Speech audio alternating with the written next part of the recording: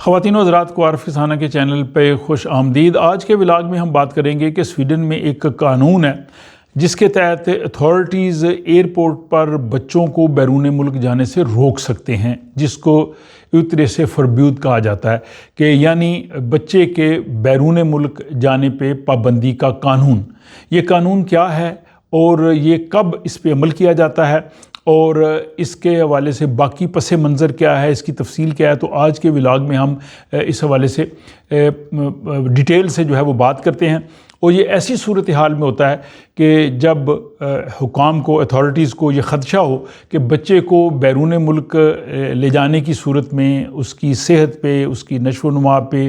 जो है वो असर पड़ सकता है, उसको नुकसान हो सकता है। इसलिए जनाब ये कानून जो है वो लाया गया। और इसमें यह भी है कि बाज़ सूरतों में वो समझते हैं कि बच्चों को स्वीडन से बाहर ले जा के जो है वो उनकी जबरी शादी की जाएगी और शादी करने के हवाले से भी ले के जा सकते हैं, या उनको मुस्तकिल वहाँ रखने के हवाले से भी ले सकते हैं, या उनको कुछ मेडिकल रीज़न्स की वजह से कुछ किसी ने अगर कुछ सर्जरी भी करवानी है, उस तरह के भी मामलात होते हैं। और फिर जब यहाँ पे स्कूल्स वगैरह लगे होते हैं तो उसमें भी ये होता है कि आप बच्चों को स्कूल भेजना आपके लिए लाजमी होता है, तो उस दौरान बग़ैर अप्रूव्ड छुट्टी के भी आप बच्चों को नहीं ले जा सकते। इस तरह की ये सारी चीज़ें होती हैं जो इस कानून के अंदर आती हैं। तो इसमें जो है वो ये नॉर्मल कंडीशन में नहीं है, लेकिन इसमें सिर्फ जैसे मैंने कहा कि अगर उनको ये ख़दशा हो कि बच्चे को जिस्मानी या ज़हनी तशद्दुद हो सकता है, या बैरून मुल्क बच्चे की देखभाल नहीं होगी, या ऐसा माहौल होगा कि जिसकी वजह से बच्चा जो है वो वहाँ पे अच्छे हालात में नहीं होगा। क्योंकि अथॉरिटीज़ ये समझती हैं कि जो बच्चा स्वीडिश नेशनल है वो रियासत की ज़िम्मेदारी है, वो रियासत का बच्चा है और रियासत जो है उसकी हर तरह से तहफ़्फ़ुज़ की ज़िम्मेदार है। तो इस कानून के तहत ये भी कि बाज़ सूरत में ऐसी सिचुएशन पैदा होती है कि सोशल सर्विसेज वाले जो हैं वो बच्चे का जायज़ा ले रहे होते हैं कि बच्चा ठीक है या बच्चा वालिदैन के साथ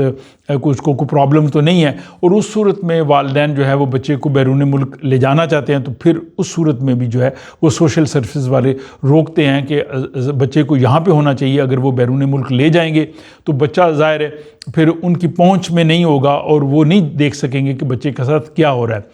फिर एक बड़ी वजह जो है वो फोर्स्ड मैरिज भी है। वो समझते हैं कि बच्चों को शायद यहाँ से ले जा के उनकी जो है वो जबरी शादी की जा रही है, और स्वीडन में जबरी शादी जो है वो गैर कानूनी है। एक तो अभी इन्होंने वैसे ही कज़न मैरिजेस पे बैन लगा दिया, तो काफ़ी हद तक तो ये मामला उसमें भी निकल जाएगा। लेकिन फिर भी उनको ख़दशा होता है कि अगर बच्चे को बैरून मुल्क ले जा के उसकी मर्ज़ी के ख़िलाफ़ अगर वो शादी करेंगे तो वहाँ पे ज़ाहिर बच्चे स्वीडिश हुकाम की जो है वो नहीं होंगे कंट्रोल में, तो इसलिए उसको भी जो है वो रोकते हैं। और इसमें फिर एक और इस्तिलाह इसी कानून के तहत आती है जिस उपफोस्टरिंग रेसोर कहते हैं, कि यानी बैरून मुल्क बच्चों को तरबियती या डिसिप्लिनरी एक्शन के तहत ले जाना, जिसका मतलब बच्चे को वहाँ पे कुछ सज़ा देना या वहाँ पे उसको मखसूस हालात में रखना। तो इसमें स्वीडिश हुकूमत का ये कहना था कि उनके पास जो तहकीकाती रिपोर्ट्स आई उसमें बाज़ ऐसी सफरी सूरतों का भी उन्होंने जायज़ा लिया जिसमें बच्चों को ज़हनी या जिस्मानी तशद्दुद या उनको तालीम से दूर रखना या उनको किसी ऐसे माहौल में रखना कि जो उनके लिए मुनासिब नहीं था, ऐसा किया गया। अब ये जो इसके हवाले से जो अदाद शुमार हैं, स्टैटिस्टिक्स हैं, यहाँ पे जो दागन्स ने हेतर जो बड़ा अखबार है उसने जो बताए हैं उसके मुताबिक 2023 में 50 के करीब जो है वो उनको नोटिफिकेशन मिली। 2025 में ये तादाद जो है वो 300 हो गई,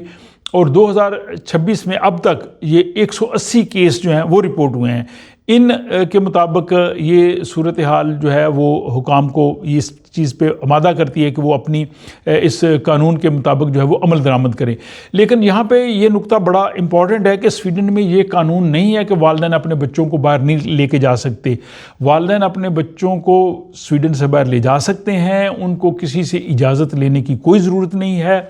ना ही कानून रोकता है, ना ही वो एयरपोर्ट पे रोकेंगे अपने बच्चों को लेके जा रहे हैं नॉर्मल कंडीशंस में। ये सिर्फ उन मखसूस कंडीशंस में हैं जो बच्चे यहाँ पे जिनका ताल्लुक सोशल वालों के साथ है, या वो यहाँ निगरानी में हैं, या किसी और मामले की वजह से है, या जैसे मैंने कहा कि जब यहाँ पे तालीमी साल होता है, छुट्टियाँ नहीं होती, तो आप अगर बच्चों को लेके जा रहे हैं तो उस वक्त वो पूछ सकते हैं कि आप बच्चों को अगर लेके जा रहे हैं तो क्या आपने स्कूल से छुट्टी ली। अगर स्कूल ने छुट्टी अप्रूव कर दी है तो फिर भी वो आपको नहीं रोकेंगे। तो इसमें परेशान होने वाली आपको कोई ज़रूरत नहीं है, पैनिक होने की ज़रूरत नहीं है। ये सिर्फ मखसूस केसेस में है जिनका मामला जो है वो आया हो या जिनको रोका गया हो, जिसको एक तरह से फरब्यूद, जिनको सफ़र करने से मना किया गया है सोशल सर्विस ने या सोशल नमदन ने या जो यहाँ की अदालत होती है एडमिनिस्ट्रेटिव कोर्ट फॉर वालतनगिरत, उन्होंने अगर मना किया तब जो है वो